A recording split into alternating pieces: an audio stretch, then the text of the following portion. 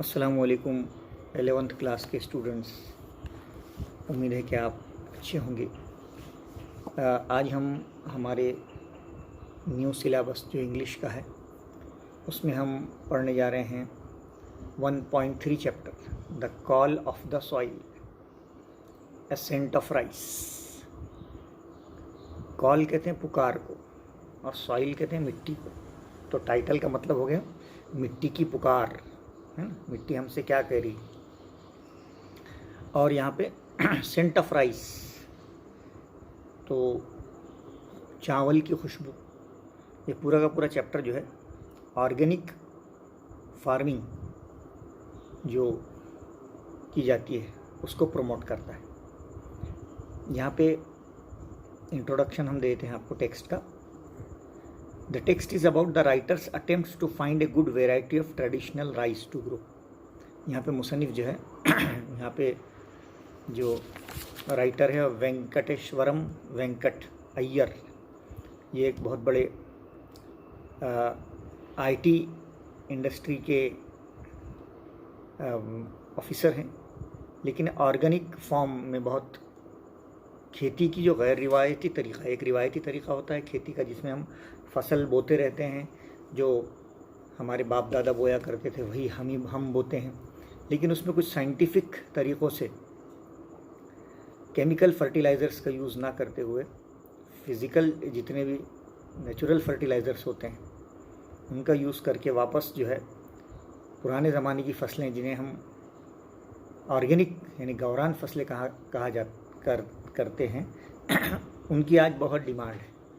और हाइब्रिड जिसे हम कहते हैं यानी केमिकल फर्टिलाइज़र्स यूज़ करके जो हमें सेहत को नुकसान दे रही हैं, उन हाइब्रिड फसलों का यहाँ पर राइटर ने मुखालिफत की है। और वापस बैक टू नेचर एक फ्रेज़ है इंग्लिश में, यानी वापस जो है कुदरत की तरफ हमें चलना है और हमारे खेती को ऑर्गेनिक किस तरह से बनाना है और वापस ऐसा चावल हमको बनाना है जो एक घर में पकता था और पूरे कस्बे में उसकी खुशबू जाया करती थी। तो यहाँ पर हमको ये देखना है कि the writer attempts to find a good variety of traditional rice.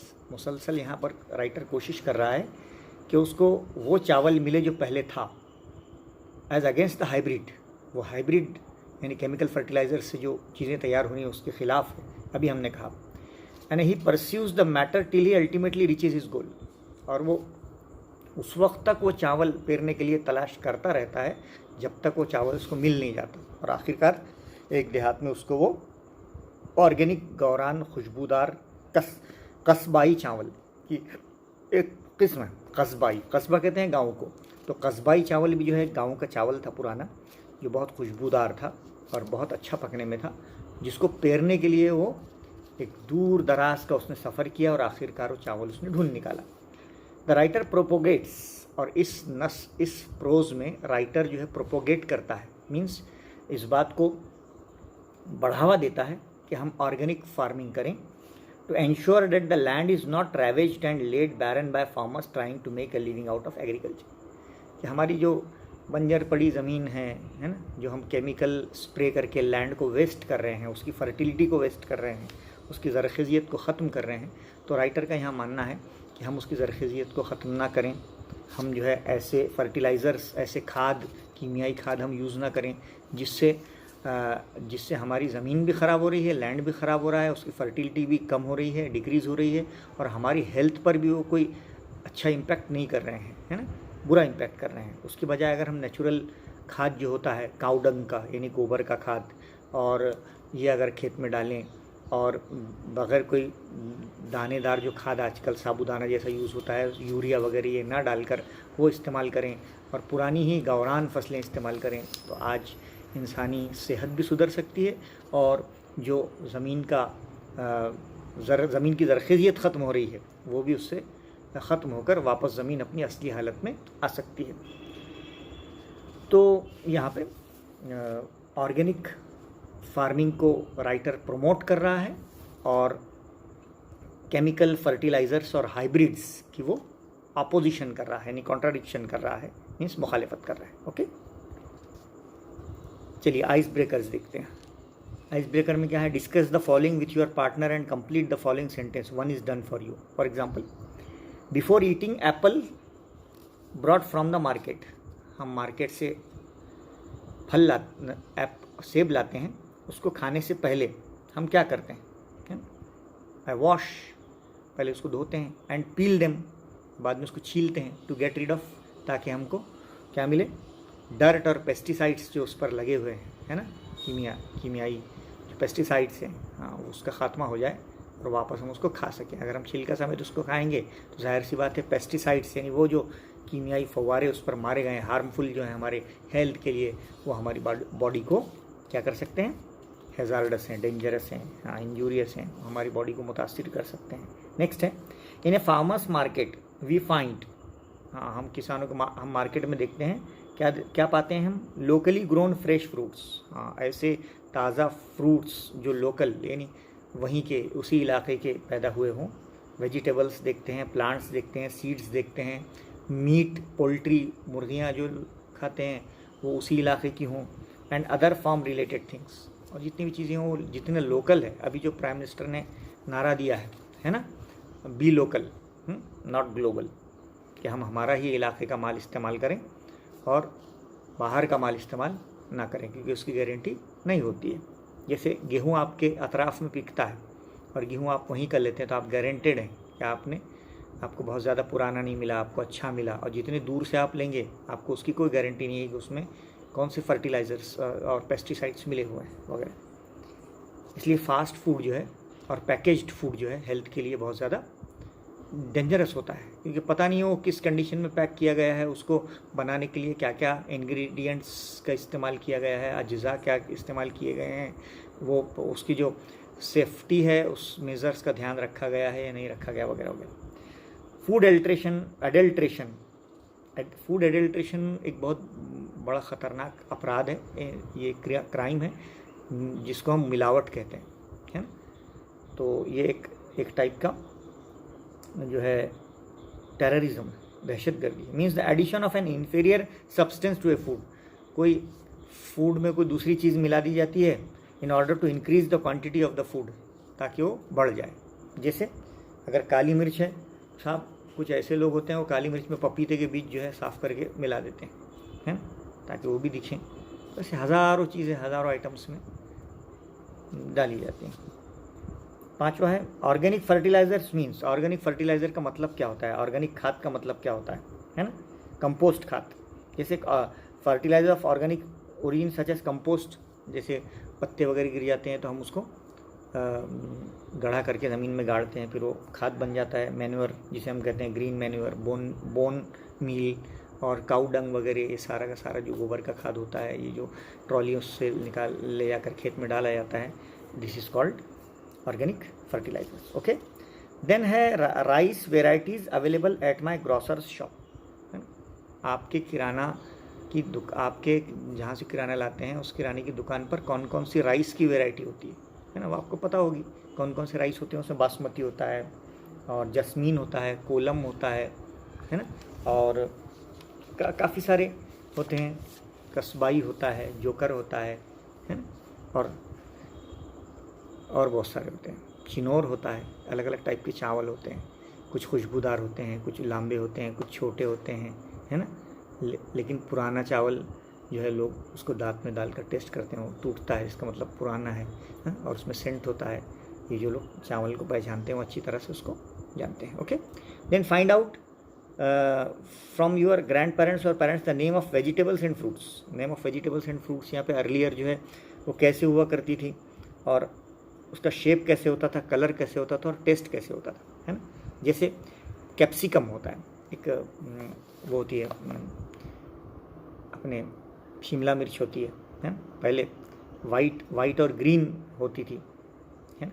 Cabbage होती थी, वो गोभी वगैरह, आजकल येलो भी आती है, रेड भी आती है, पर्पल भी आती है, अमेरिकन, है ना। आपने देखा होगा हर चीज़ का कलर शेप डिफरेंट हो गया है। तरबूज पहले एक ही आता था, अभी येलो भी आता है, रेड भी आता है, वाइट भी आता है, ग्रीन भी आता है। तो ये इसको कहते हैं हाइब्रिड मेथड्स, है ना, यानी हाई ब्रीडिंग करना है, यानी किसी भी प्लांट की ब्रीडिंग यानी उसकी परवरिश को साइंटिफिकली जो मेथड्स हैं उससे केमिकल्स का यूज़ करते हुए उसकी पैदाइश और अफजाइश को बढ़ा देना और उसकी पैदावार को भी बढ़ा देना, इसको कहते हैं हाइब्रिड होना, हिब्रिडाइजेशन। यहाँ पे कन्वेंशनल फार्मिंग और ऑर्गेनिक फार्मिंग में फ़र्क बताया गया है। कन्वेंशनल फार्मिंग यानी रिवायती खेती में हम केमिकल फर्टिलाइज़र्स का इस्तेमाल करते हैं, जबकि ऑर्गेनिक फार्मिंग में नेचुरल फर्टिलाइज़र्स या ऑर्गेनिक फर्टिलाइज़र्स को यूज़ करते हैं।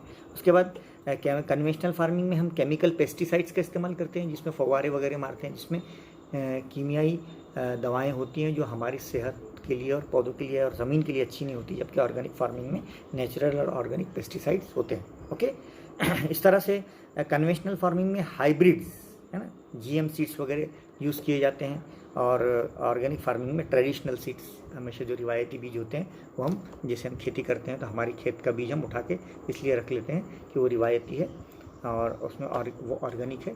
अगर हम बेचते भी हैं तो बहुत ज़्यादा भाव में इसीलिए बेचते हैं कि वो उसमें जो कंटेंट्स हमने यूज़ किया है वो ऑर्गेनिक होता है। ओके, देन हमको स्टार्ट करना है चैप्टर। राइटर यहाँ पे क्या बोल रहा है देखते हैं। तो यहाँ पे हमको ऑर्गेनिक फार्मिंग के बारे में देखना है।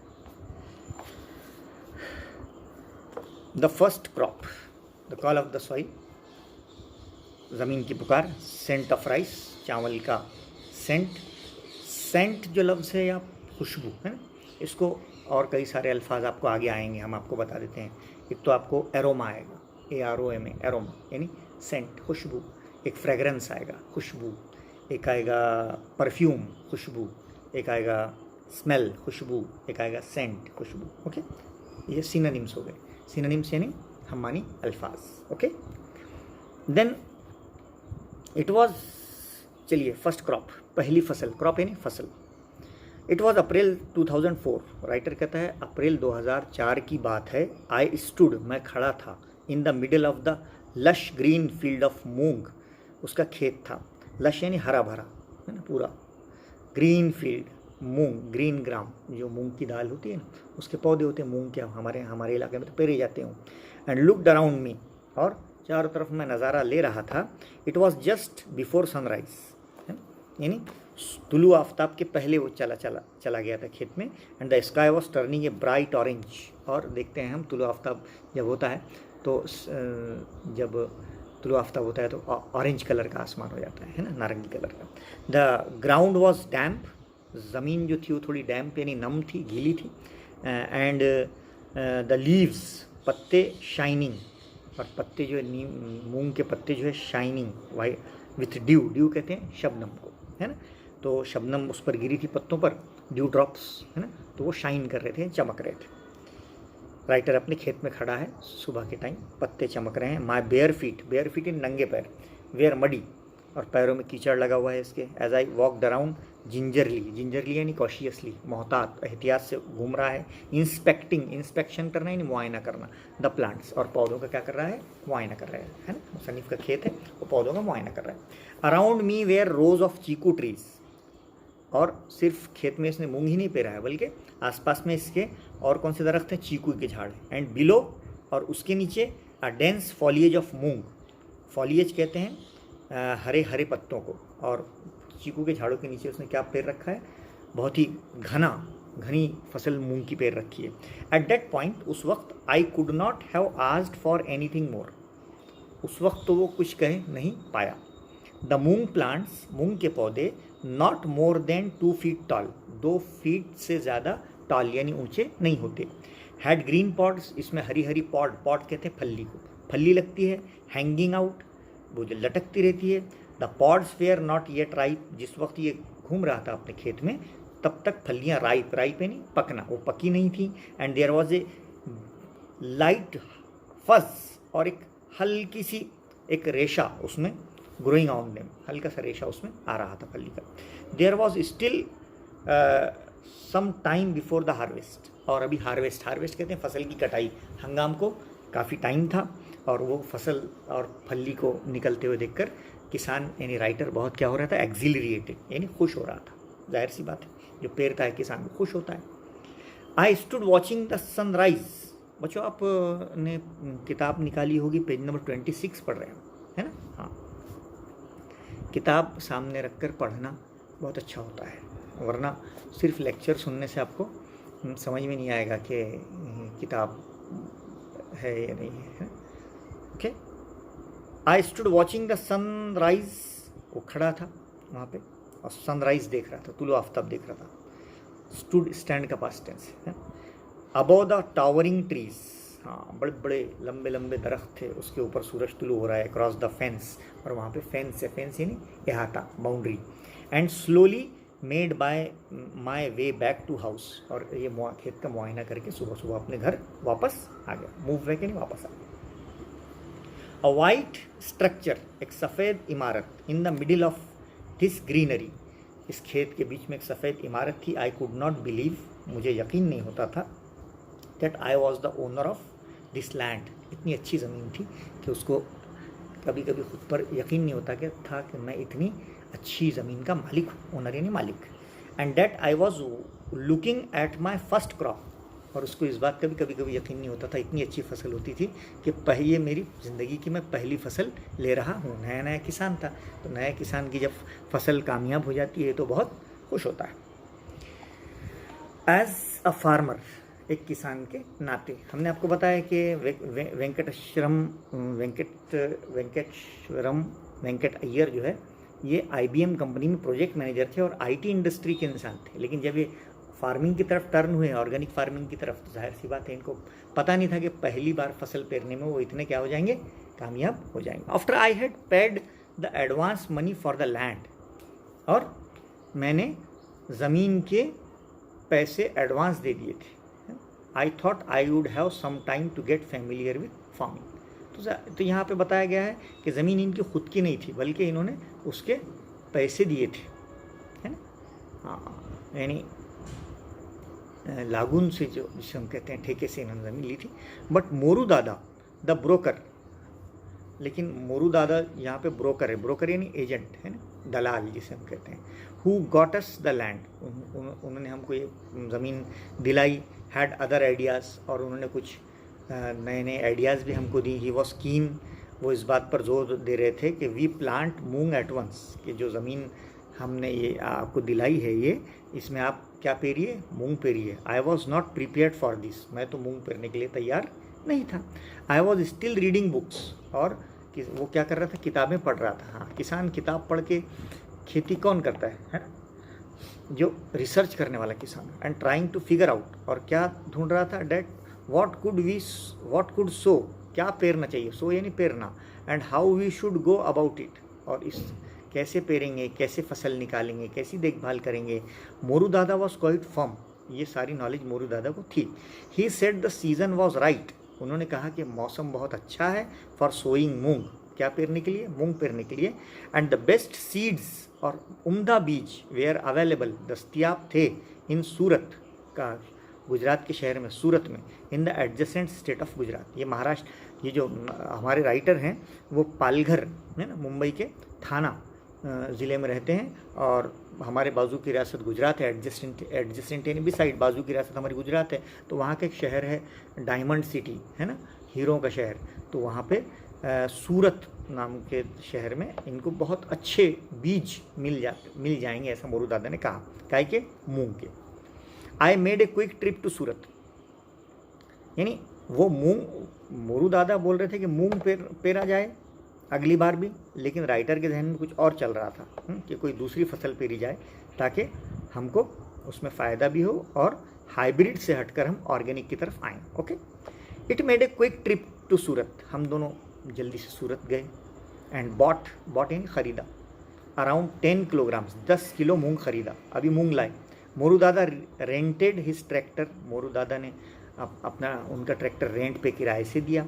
टू प्लफ, पहले नागर दिया। And land and quickly planted among all over the place, और फ़ौरन नागर बखर के बाद उन्होंने खेत को पेर दिया और वो मूंग जो है उन्होंने उसको बो दिया। अ फ्यू डेज लेटर, थोड़े दिन के बाद, वी वेयर ओवरजॉयड यानी खुशी से फूले ना समाना, हम दोनों बहुत खुश हुए ये देखकर।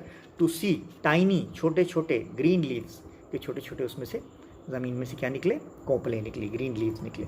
आई हैड नेवर सीन, मैंने ज़िंदगी में कभी नहीं देखे थे मूंग ग्रोइंग बिफोर, इससे पहले काय को देखा था, वो तो आईटी इंडस्ट्री का आदमी था, तो मूंग पैदा होता हुआ उसने कभी नहीं देखा था, है ना, निकलता वो। एंड वॉज थ्रिल्ड, और मुझे बड़ा जोश खरोश आ गया, खुश हो गया। एट द साइट, साइट है ना नज़ारा, इस नज़ारे को देखकर मैं बहुत खुश हुआ। It was the same thrill I had felt, और इसी तरह का खुशी उसको कब हुई थी, एज ए यंग बॉय, जब वो नौजवान बच्चा था। When I was the first of the hibiscus I had planted Bloom at the railway quarters, कि जब वो बचपन में रेलवे क्वार्टर्स विले पार्ले नाम के एरिया बम्बई में रहते थे, तो पहली बार उसने अपने घर में हिबिस्कस का एक पौधा लगाया था। हिबिस्कस यानी बच्चों बॉटेनिकल नेम है हिबिस्कस, इसको हम जासवंत कहते हैं या चाइना रोज भी कहते हैं, है ना। तो ये उसने पेरा था बचपन में, तो उसको इतनी खुशी हुई थी, तो उसके बाद आज उसको खुशी हुई।